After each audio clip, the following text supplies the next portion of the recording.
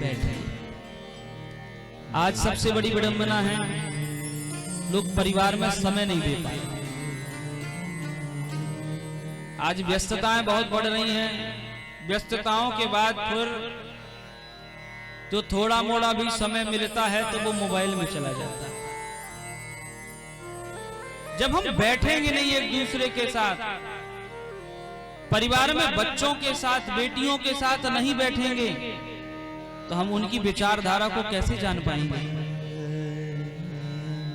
उनके मन में क्या है वो कैसे जान पाएंगे?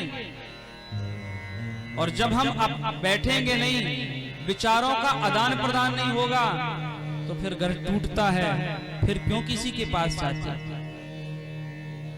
तो अगर घर को सजो करके रखना है तो सबसे पहले आप समय दीजिए। पहले एक कमरा हुआ करता था, 2 कमरा होते थे तो पूरा परिवार साथ रहता था। आप जितने कमरे ज्यादा बढ़ गए महाराज, उतने ज्यादा लोग हो गए। ऐसा दिन बीत जाता है, मैंने लोगों को देखा है कि पूरे दिन में भी वो एक साथ नहीं बैठ पाते। प्रयास करिए कि 24 घंटे में कम से कम कुछ समय निकालकर अपने बालक के पास बैठिए, अपनी बालिका के पास बैठिए, अपने माता पिता के पास बैठिए। सब कुछ आप दे देंगे, अगर आपने समय नहीं दिया महाराज तो ऐसा मानो कि आपने उनको कुछ नहीं दिया। सब कुछ दिला दीजिए, मोबाइल दिलाइए, मोटरसाइकिल दिवाइए, कार दिवाइए, न दिवाइए, पर ध्यान रखिए उस समय जब आप बैठे तो संस्कार जरूर दें। अगर आप संस्कार देंगे तो आपको 55, 60, 62, 75 में फिर आपको वृद्धावस्था में आपको वृद्धाश्रम की तरफ नहीं जाना पड़ेगा। फिर आप बालक को बुलाओगे, बेटा पानी दे दे, वो मना नहीं करेगा।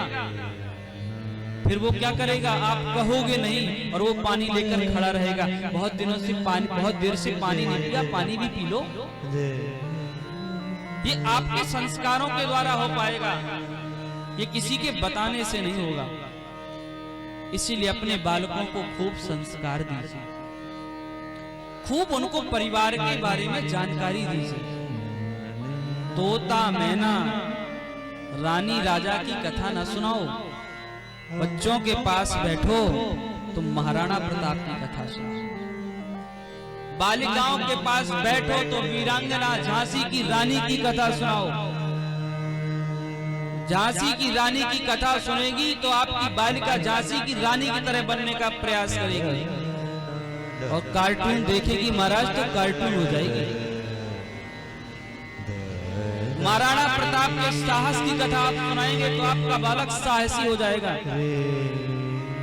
लाइट गोल होने में जो डर जाता है वो 50 लोगों के बीच में भी कभी डरेगा नहीं। आज हमें अपने बालकों को संस्कार देने की जरूरत है। आज दूसरे लोग हमारे धर्म में कुछ भी कह देते हैं। आज कहीं ना कहीं हमारे धर्म के लोगों को परिवर्तित करा दिया जाता है। क्यों? क्योंकि हमने उन्हें धर्म से नहीं जोड़ा।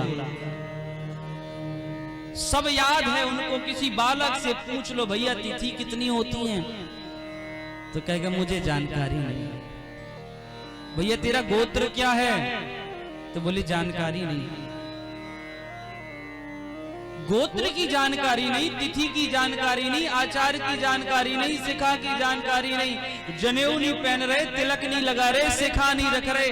अरे भाग्यशाली हैं हम जिनको तिलक मिला, जिनको गुरुजन मिले तो कंठी मिल गई, जिनको राम नाम मिल गया। और ये सब पाकर के भी हम इसको छोड़ देते हैं, फिर कहां तक हमारा कल्याण होगा?